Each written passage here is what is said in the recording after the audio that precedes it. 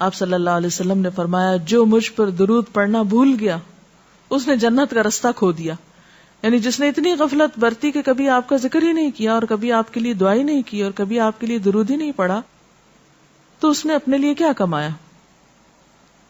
تو ہمارے لیے دن میں بے شمار مواقع ایسے ہوتے ہیں کہ جس میں ہم درود شریف پڑھ سکتے ہیں. سب سے پہلا موقع تو خود نماز کا موقع ہے. اس وقت تک نماز مکمل نہیں ہوتی جب تک ہم اس میں درود شریف نہیں پڑھتے. پھر اسی طرح عام نمازوں کے علاوہ نماز جنازہ میں بھی درود شریف پڑھا جاتا ہے. پھر اذان کے بعد درود شریف پڑھا جاتا ہے. آپ صلی اللہ علیہ وسلم نے فرمایا جب مؤذن کی آواز سنو یعنی اذان سنو تو وہی کہو جو مؤذن کہتا ہے, یعنی اذان کا جواب دو, پھر مجھ پر درود پڑھو.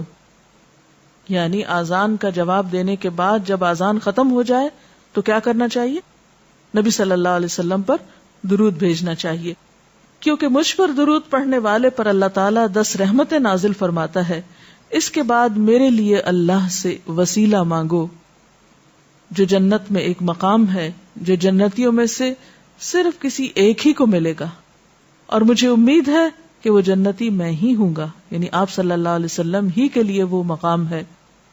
اور آپ نے یہ بھی فرمایا کہ من سألی اللہ الوسیلہ, جس نے اللہ سے میرے لیے وسیلہ کی دعا کی, یعنی درود شریف کے علاوہ آت محمد الوسیلۃ دعا ہم پڑھتے ہیں, یہ دعا بھی پڑھی جانی چاہیے. تو جس نے یہ دعا پڑھی اس کے لیے میری شفاعت واجب ہو جائے گی, یعنی قیامت کے دن پھر میں اس کے لیے شفاعت کروں گا. نمازوں کے علاوہ, خاص مواقع کے علاوہ دن میں جب بھی آپ چاہیں درود شریف پڑھ سکتے ہیں, لیکن عام دنوں کے علاوہ جمعے کے دن خصوصی طور پر درود شریف پڑھنے کی تاکید ہے, کیونکہ آپ نے اس کا خود حکم دیا. آپ صلی اللہ علیہ وسلم نے فرمایا جمعہ کے روز کثرت سے مجھ پر درود پڑھا کرو, جو آدمی جمعہ کے روز مجھ پر درود بھیجتا ہے وہ میرے سامنے پیش کیا جاتا ہے. اسی طرح دعا سے پہلے, دعا کے بعد, پھر جہاں کہیں آپ کا نام لیا جا رہا ہو یا لکھا جا رہا ہو یا کسی بھی طرح آپ کا ذکر آئے وہاں آپ کے لیے درود پڑھنا. اسی طرح مسجد میں داخل ہوتے وقت درود شریف پڑھنا, مسجد سے نکلتے وقت درود شریف پڑھنا, پھر نماز سے فارغ ہونے کے بعد درود شریف پڑھنا. یعنی ایک تو نماز کے اندر ہے, لیکن نماز سے فراغت کے بعد, پھر اسی طرح ہر مجلس میں آپ پر درود پڑھنا ضروری ہے. پھر اسی طرح صبح و شام کے اوقات میں, یعنی یہ تمام مواقع ایسے مواقع ہیں جس میں آپ درود شریف پڑھ سکتے ہیں.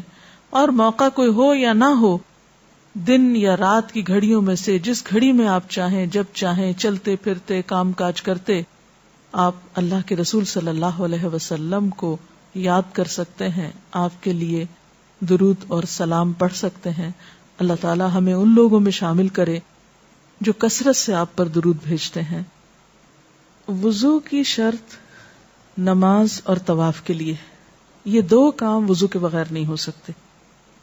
یعنی اگر کوئی وضو کے بغیر نماز پڑھے گا تو اس کی نماز نہیں ہوگی, یعنی نماز قبول نہیں ہوگی. اسی طرح خانہ کعبہ کا طواف کرنے کے لیے وضو شرط ہے.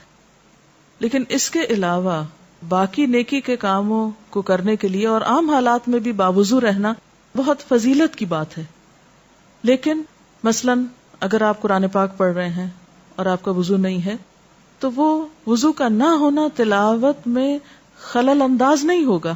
یہ نہیں کہ آپ کی تلاوت قبول نہیں ہوگی, آپ کو جو بھی سورت یاد ہے آپ پڑھ سکتے ہیں.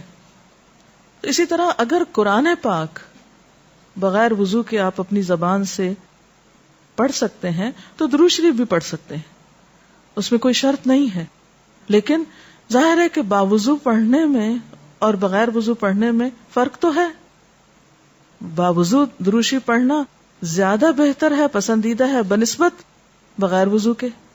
لیکن اگر کسی شخص کا وضو زیادہ قائم نہیں رہتا یا اس کو وضو کرنے کا موقع نہیں, تو اس کا یہ مطلب نہیں کہ وہ درود شریف پڑھنا چھوڑ دے کہ اب وضو سے نہیں تو اب درود شریف ہوگا نہیں یا پڑھنا بے ادبی ہے. ایسی بات بھی نہیں. زبان پاک ہے, آپ کسی بھی وقت درود شریف کہیں بھی لیٹے بیٹھے چلتے پھرتے بازار میں گھر میں آپ بسہولت پڑھ سکتے ہیں, اس میں کوئی ممانعت نہیں.